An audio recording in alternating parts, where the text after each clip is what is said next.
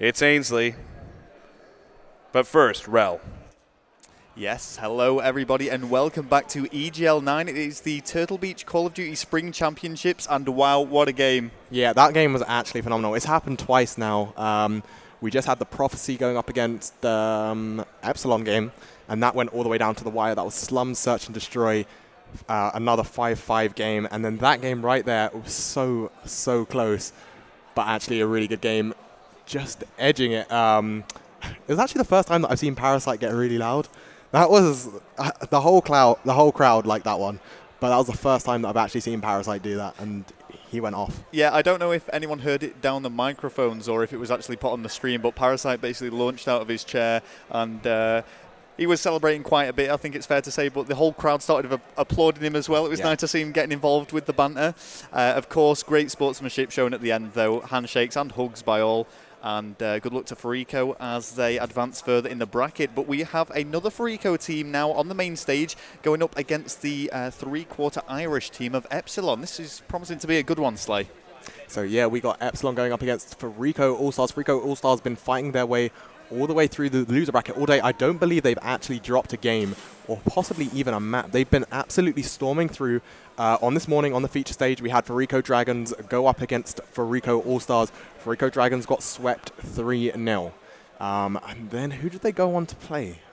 I mean, I don't know, but it's exactly like you say. They've been absolutely smashing through the losers bracket, playing absolutely brilliantly. And I actually tweeted out a little bit earlier my MVP team that I quite liked. And I actually put down it was Zanity, Jerd, Rush, and PT. They were the four players that have been really standing out for me in this tournament. Of course, Rush featuring in the Fariko All-Stars lineup and Jerd in the Epsilon one. It's going to be really interesting to see how they perform against each other.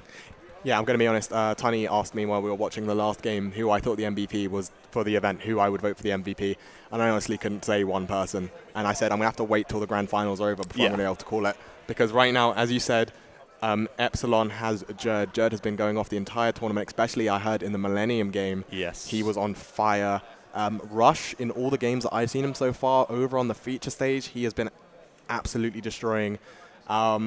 Today, you know, if Prophecy had gone further, Gunchi probably would have still been in the running for MVP. I know it happens pretty much every single event, but he was also, you know, at the beginning of the event, he was having a bit of a rougher event. But today, he had absolutely been going insane. And Excellence, of course, on Prophecy. Excellence still, I think he can still quite comfortably hold on to his title as one of the best SMGs on the game. Even though his team didn't place where he wanted them to, he was absolutely phenomenal today. So what are the maps that we're going to be seeing today? Let's have a look. Yeah, we're just getting that map list up for you guys now. This is going to be the loser bracket round 12, if I'm going to go with 12, yeah. So it's going to be Slums that we're starting off with on Hardpoint. We've seen it a few times. Slums are a relatively small map, the Hardpoint, of course, being very central to begin with. Just getting on board in the lobby now, and we can see a few of the players making their way into there. Is there any other players that have been standing out for you on either of these lineups?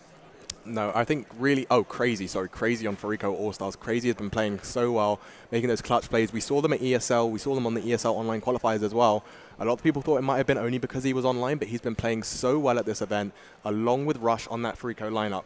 And over on the Epsilon side of things, McGee also been playing quite well. Jerd, obviously, everyone seems to be going crazy about him, but it's not to say that the rest of the Epsilon lineup aren't performing well. They wouldn't have got this far if the team, you know, was just being carried by Jerd. They're all playing phenomenal. And we're going to be trying to get this game underway as soon as possible. Epsilon looking pretty ready. Yeah. And All-Stars are getting there. Just one or two more players left to set up. And we're going to be jumping into this loser bracket game. We're almost at the loser bracket finals. And then it's going to be the grand finals. Fariko Impact have already qualified for that. And the winner of this game is going to have to go on and beat Cloud. Do you think either of these two teams can do it if they get there? Now, this is something we've got to think about because Epsilon and Cloud actually met in Pool B very early on in this tournament, and it went down to Search and Destroy. Surprise, surprise, going almost to the last round. It was actually 6-4 to Cloud in the end, but it went 3-2, a very close game, and it's just so difficult to call because there are, like you say, 4 teams left in this. There's Fariko All-Stars, Epsilon, Fariko Impact, and Cloud. And as you say, the winner of this will be playing Cloud. I don't know if either of these teams are going to be good enough to take the win against them, though. Cloud is absolutely amazing. I mean, being able to take Fariko Impact, I don't think any team at MLG was able to do that to Fariko Impact. Get them on the absolute brink of losing and making Fariko do the impact, making them do all the work to bring it back up to that level. I've just not seen any other team do that, and it's just sad that Cloud aren't actually going to be at the Call of Duty Championships next weekend. You are obviously going out there, and the rest of the casters from EGL, apart from Gucci. You know, what are you expecting to see in the qualifiers? Obviously, Impact are going to be there. They're not going to be Cloud, but do you think anyone else is going to be able to live up to that kind of standard? Well, I mean, representing the UK, which is, of course, where we're based, it's going to be Fariko Dragons, who took Fariko Impact again down to a 5-5 search and destroy. Now, let's give some credit to Fariko Impact on that one. I believe they were playing on Express for one of the maps, something they're not familiar with at all. And, you know, I think there were a few things you could say that went into Fariko Impact's favour on that front. But you know, I can see the UK faring well. There's obviously 16 American teams going to be in attendance. There's going to be a few surprises as well, I think, because, of course, we've got the Australian guys coming over who I know have a fairly competitive scene down their end. And there's, you know, there's some real wild cards. I believe there's a Venezuelan team, a Mexican one, even some Korean ones as well. Yeah, obviously, with this event, they tried to get as many teams as they could from all over the world. Yeah. Sadly, that meant that there weren't that many slots for what loads of people expect to be one of the best Call of Duty countries. The UK only got one slot in the qualifiers. I mean, what do you think about that?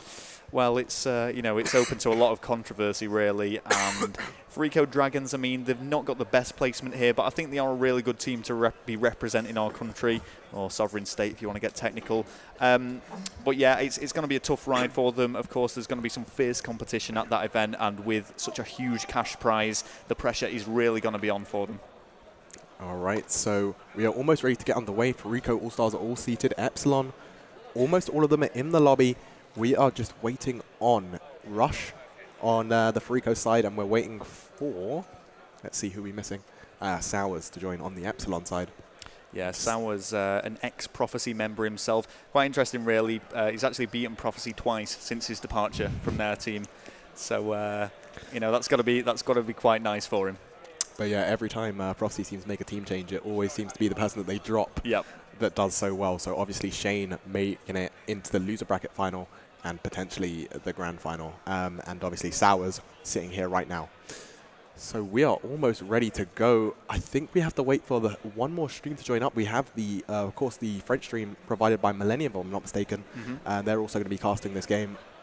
So if you do want to hear it in your native language, you can go on over to their stream. If not, you can stick with me and Rel over here. We're just waiting for Torres now to jump on board with the right team once he's sorted out his classes, and we're going to get